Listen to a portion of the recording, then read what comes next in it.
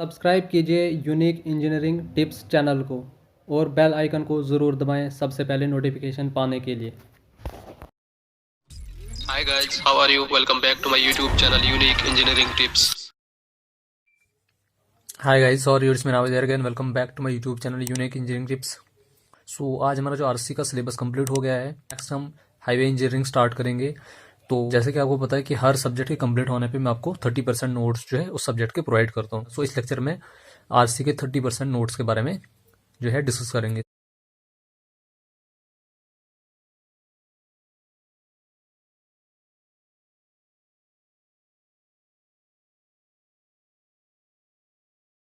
So let's start the video. So point number first है यहाँ पे हमारे पास जो कंक्रीट है जनरली दो कैटेगरीज में क्लासिफाइड है। प्लान सीमेंट कंक्रीट, इसका यूनिट में 24 kilo Newton, RC 25 kilo Newton. Quenching, ये टर्म्स हमने सारी डिटेल में डिस्कस की हुई है लेक्चर्स में। ये भी इंपॉर्टेंट पॉइंट है। जो हमारे पास high yield strength deformed bars should confirm Indian standard code 1786 1985। ये हमारे पास तीन कैटेगरीज में क्लासिफाइड था, टीएमटी, टीएमएक्स, टीसी। टेम्पाकोर स्टील बार्स हमने लेक्चर्स में डिटेल से डिस्कस किया हुआ है। Mild steel, it should confirm Indian standard code 432 part first. इसमें इंपॉर्टेंट पॉइंट ये है कि जितना परसेंटेज ऑफ कार्बन इंक्रीज करते जाएंगे उतनी हमारी डक्टिलिटी तो इंक्रीज होगी, लेकिन स्ट्रेंथ जो है कम होती जाएगी। तो इसलिए हम क्या करते हैं कि हम कार्बन की परसेंटेज जो है एक लिमिटेड रेंज में स्टील में ऐड करते हैं। उसके बाद डिजाइन फिलॉसफी में हमारे पास तीन मेथड्स आते हैं। वर्किंग स्ट्रेस मेथड आता है, लिमिट स्टेट मेथड आता है और ultimate load method. Working stress method का सबसे इंपॉर्टेंट और प्लस पॉइंट यही है कि इसको हम वाटर रिटेनिंग स्ट्रक्चर्स और मैशनरी स्ट्रक्चर्स के लिए यूज कर सकते हैं, उन स्ट्रक्चर्स को डिजाइन करने के लिए। बाकी ऑलमोस्ट इसके मैक्सिमम डिसएडवांटेज ही है, लेकिन प्लस पॉइंट इसका एक ही है कि it can B use for the design of water retaining structures and machinery structures. So next हमारे पास आता था अल्टीमेट लोड मेथड, और तीसरा हमारे पास था लिमिट स्टेट मेथड। इनमें इंपॉर्टेंट पॉइंट्स ये है कि इनके सेकंड नाम क्या है। जैसे इसका नाम है load factor method. Working stress method का हमारे पास है इलास्टिक थ्योरी मेथड है, सर्विसेबिलिटी मेथड है। तो इसका सेकंड नाम है लोड फैक्टर मेथड। ये important examination point of view से। लिमिट स्टेट मेथड में हमारे पास क्या जाता है कि इसको हम प्लास्टिक स्टेज मेथड भी कहते हैं, स्ट्रेट लाइन मेथड भी कहते हैं। It is the combination of both the above two ones. जो plus points ultimate load method के थे और वर्किंग स्ट्रेस मेथड के थे, उन दोनों के प्लस पॉइंट को कंबाइन करके ये तीसरा मेथड बनाया गया था। लिमिटेशंस वगैरह ये हमने सारी डिटेल से उसमें लेक्चर में डिस्कस की हुई है। सो नेक्स्ट पॉइंट इसमें जाता है हमारे पास लिमिट स्टेट। ये भी इंपॉर्टेंट है। लिमिट स्टेट हमारे पास जनरली दो कैटेगरीज में क्लासिफाइड है, लिमिट स्टेट ऑफ कोलैप्स और लिमिट स्टेट ऑफ सर्विसेबिलिटी। तो लेक्चर में हमने ये डिटेल से डिस्कस किया हुआ है। इसमें इंपॉर्टेंट पॉइंट्स ये है कि जो हमारे पास लोड कॉम्बिनेशन है वो dead load plus live load हो सकता है, या फिर dead load plus earthquake load या विंड लोड। अर्थक्वेक लोड और विंड लोड कभी भी साइमल्टेनियसली एक्ट नहीं कर सकता, ये मैंने आपको लेक्चर में भी बताया हुआ। तो ये इंपॉर्टेंट पॉइंट इसमें। तो जब तीनों dead load, live load, wind load act करेंगे तो तब हमारे पास क्या हो जाता है, फैक्टर ऑफ सेफ्टी जो हम पार्शियल फैक्टर ऑफ सेफ्टी लेते हैं हमारे पास क्या आता है 1.2 1.2 1.2। अगर दो ही साइमल्टेनियसली एक्ट कर रहे हैं तो 1.5 और 1.5। इस केस में लिमिट सर्विसेबिलिटी के केस में क्या था 1 और 1। तो जब तीनों साइमल्टेनियसली एक्ट करेंगे तो 1 1 और 0.8। तो ये इंपॉर्टेंट पॉइंट है इसमें। फिर इसमें ये point number 8 share and development length. इसमें जो इंपॉर्टेंट फार्मूलाज थे वो मैंने आपको लेक्चर में भी डिटेल से डिस्कस करवाए थे।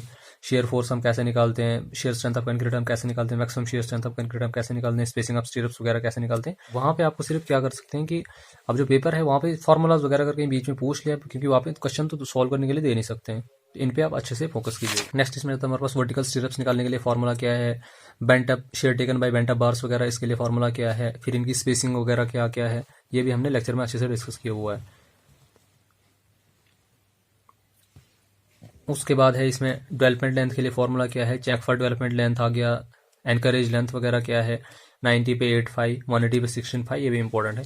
बीम में इंपॉर्टेंट ये है कि maximum strain in concrete at most point पे कितना होता है 0.0035, और अनकरेक्ट सेक्शन पे हमारे पास कितना होता है 0.002, और मैक्सिमम स्ट्रेन इन स्टील कितना होता है 0.87 FY/ES प्लस 0.002, और मैक्सिमम स्ट्रेस इन कंक्रीट होता है 0.45 FCK, और मैक्सिमम स्ट्रेस इन स्टील होता है 0.87 FY। तो ये इंपॉर्टेंट है इसमें।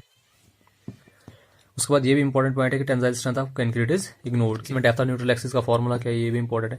Maximum depth of neutral axis, this is the most important point. ये इंपॉर्टेंट पॉइंट है। इसके लिए जो फॉर्मूला है 700/1100 प्लस 0.87 FY इंटू डी। फिर मोमेंट ऑफ रेजिस्टेंस निकालने के लिए हमारे पास क्या क्या फॉर्मूलाज हैं, under reinforce section, over reinforce section, balance section वगैरह के लिए क्या क्या फॉर्मूला मैंने आपको पहले ही बताया हुआ है।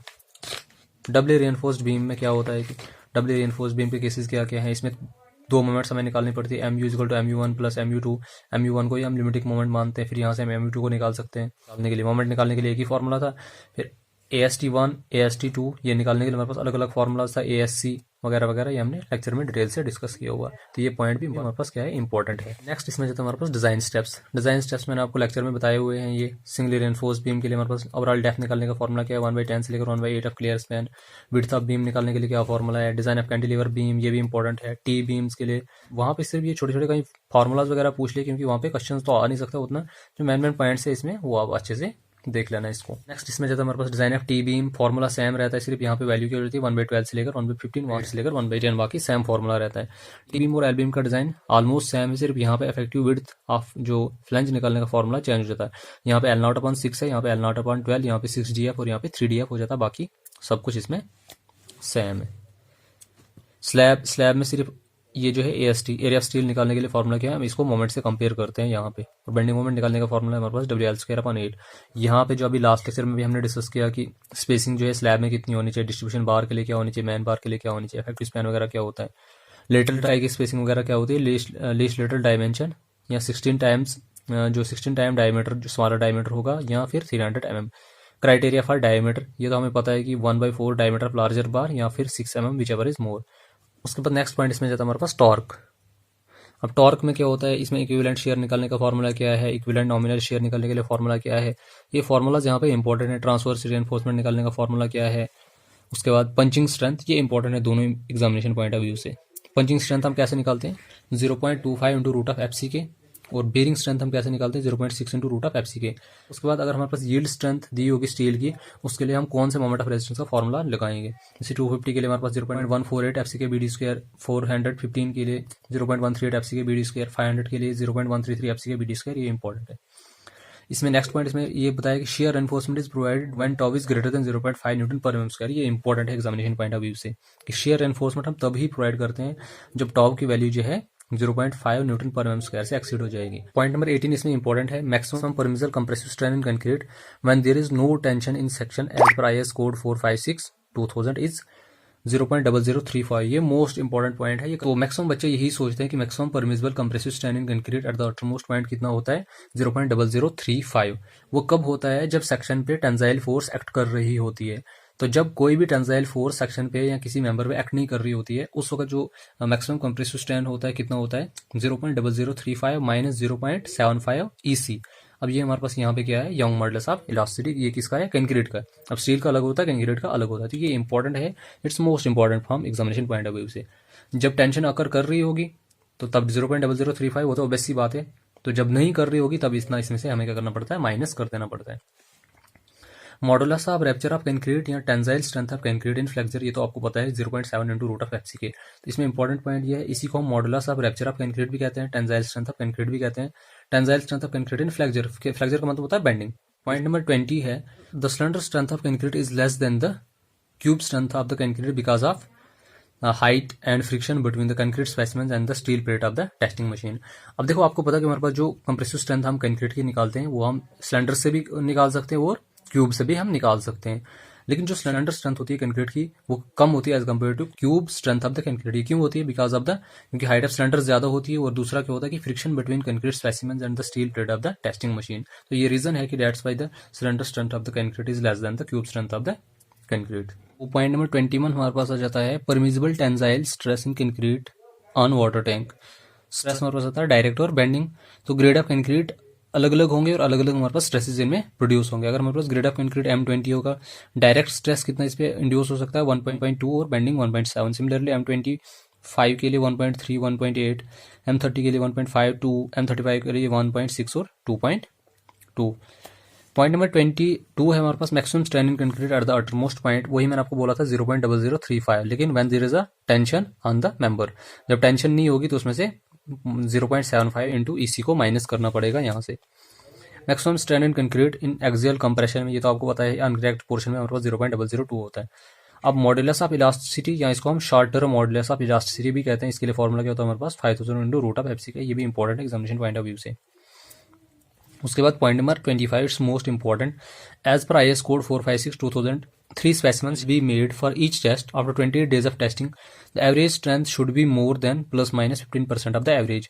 ये बोल रहा है कि जब भी हम कोई भी टेस्ट करते हैं कंक्रीट पे, जैसे सपोज करो आप कंप्रेसिव स्ट्रेंथ ही अगर हम कंक्रीट की फाइंड आउट करना चाहते हैं तो मिनिमम हमें कितने स्पेसिमेन तैयार करने होते हैं, 3।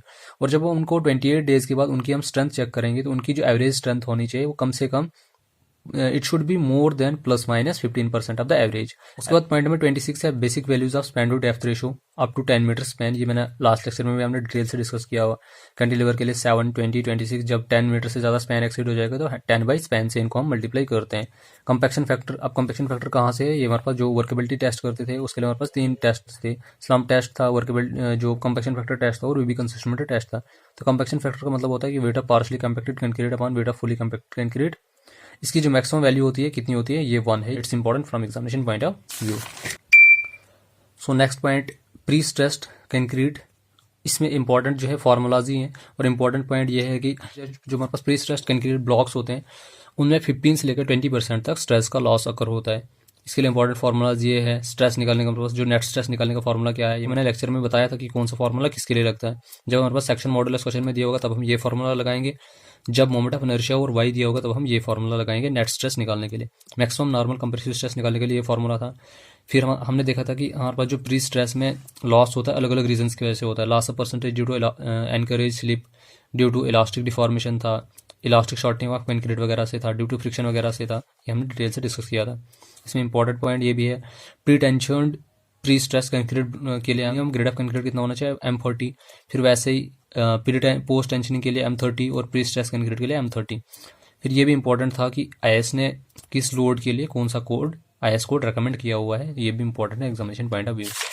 सो पॉइंट नंबर 45 हमारे पास जाता है in design mix quantity of concrete ingredients are taken by weight. अब ये इंपॉर्टेंट है। बाकी जो हमारे पास नॉमिनल मिक्सेस आते हैं उनमें हम क्या करते हैं, जो इंग्रेडिएंट्स को मिक्स करते हैं, मतलब जो उनकी बैचिंग करते हैं वो बाय वॉल्यूम करते हैं। लेकिन डिजाइन मिक्स के लिए हमें क्या करना पड़ता है, बाय वेट करना पड़ता है।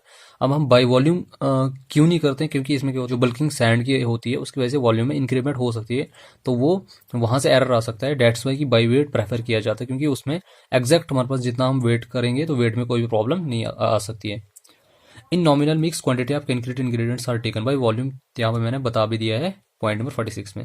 If L/D is equal to 2 तब हम उसको क्या कहेंगे, डीप सिंपली सपोर्टेड बीम कहेंगे।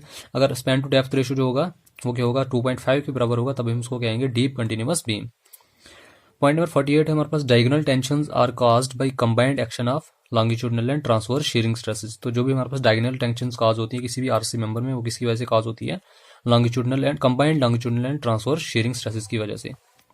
पॉइंट नंबर 49 है हमारे पास centre to centre spacing of stirrups in rectangular beam is increase towards the centre and minimum towards the support. तो जो भी हम सेंटर टू सेंटर स्पेसिंग हम स्टिरअप्स की रखते हैं रेक्टेंगुलर बीम में, उनको हम क्या करते हैं, उनकी स्पेसिंग को इंक्रीज करते हैं टुवर्ड्स सेंटर और मिनिमम टुवर्ड्स सपोर्ट। उसके बाद पॉइंट नंबर 50 है हमारे पास if bond stress is more than permissible value it can be brought down by. अगर हमारे पास जो बॉन्ड स्ट्रेस है उसकी परमिसिबल वैल्यू से ज्यादा है तो उसको हम मतलब परमिसिबल वैल्यू तक कैसे ला सकते हैं, by increasing depth of beam. या तो हम डेप्थ ऑफ बीम को इंक्रीज करके उसकी वैल्यू को परमिसिबल लिमिट तक ला सकते हैं बार, या फिर इंक्रीजिंग द डायमीटर ऑफ बार। इससे हम क्या कर सकते हैं, उसकी वैल्यू को जो है परमिसिबल वैल्यू तक ला सकते हैं। T2 हमारे पास है tensile strength is 10 to 15% of the compressive strength. तो ये था हमारे पास लास्ट पॉइंट। इसमें नीचे फुटिंग वगैरह है, ये हमारे पास सिलेबस में नहीं है, डिजाइन ऑफ फाउंडेशन वगैरह भी नहीं है। नेक्स्ट हमारे पास इसमें रिटेनिंग वॉल्स वगैरह आता है, ये भी हमारे सिलेबस में नहीं है, लेकिन इंपॉर्टेंट है ये नॉलेज के लिए। ये है कि कंटिन्यूअस रिटेनिंग वॉल को हम कहीं हाइट तक बना सकते हैं। अगर हमारे पास हाइट ऑफ रिटेनिंग वॉल होगी 5 और 6 मीटर के बीच में होगी तब हम कैंटिलीवर रिटेनिंग वॉल प्रेफर कर सकते हैं। अगर काउंटरफॉर्ट रिटेनिंग वॉल को हम कब बना सकते हैं, जब हमारे पास height of retaining wall 6 metre से लेकर 9 मीटर के बीच में होगी। और बटरस रिटेनिंग वॉल हम कब बनाएंगे, जब हमारे पास 9 मीटर से भी एक्सीड हो जाएगी अप टू 15 मीटर तक हम इसको कंस्ट्रक्ट कर सकते हैं। बेस विड्थ जो रिटेनिंग वॉल की होती है ये मोस्ट इंपॉर्टेंट है एग्जामिनेशन पॉइंट ऑफ व्यू से। तो चलो हम कह नहीं सकते, लेकिन इट्स इंपॉर्टेंट, ये इंपॉर्टेंट पॉइंट है। बेस विड्थ जो हमारे पास रिटेनिंग वॉल की कितनी होनी चाहिए, 0.6 इंटू एच। मतलब जब भी हमने क्या करना होता है, अगर हमें हाइट ऑफ रिटेनिंग वॉल दी होगी उसको 0.6 से मल्टीप्लाई करके उसकी हम बेस विड्थ को फाइंड आउट कर सकते हैं। स्पेसिंग ऑफ काउंटरफॉर्ट कितनी होनी चाहिए, 1/3 से लेकर 1/2 into H. Factor of safety due to overturning in R wall is equal to 2 और factor of safety due to sliding in R wall कितना लेते हैं हम, 1.5 लेते हैं। ये थे कुछ इंपॉर्टेंट पॉइंट्स जो हमने आरसी में यहाँ पे डिस्कस किए। तो यहाँ तो मैं आपको सिर्फ इंपॉर्टेंट पॉइंट्स के बारे में डिस्कस करवा रहा हूँ। जब हमारा सिलेबस कंप्लीट हो जाएगा फिर हम हर सब्जेक्ट के 2 से लेकर 300 MCQs जो है सॉल्व करेंगे, उससे हमारा सारा का सारा सिलेबस रिवाइज हो जाएगा। ये बात मैंने आपको पहले भी बताई हुई है। सो मुझे उम्मीद है कि आपको वीडियो पसंद आई होगी। अगर आपको वीडियो पसंद आई तो वीडियो को लाइक कीजिए, शेयर कीजिए, कमेंट कीजिए और चैनल को सब्सक्राइब जरूर कीजिए और मेरी वीडियोस अपने दोस्तों के साथ जरूर शेयर कीजिए। So thank you so much and keep supporting me. हमारी ये वीडियो पसंद आई होगी तो वीडियो को लाइक कीजिए, शेयर कीजिए, कमेंट कीजिए और चैनल को सब्सक्राइब करना ना भूलें और प्लीज़ बेल आइकन जरूर दबाएं ताकि जब भी मैं नई वीडियो अपलोड करूँ तो आप तक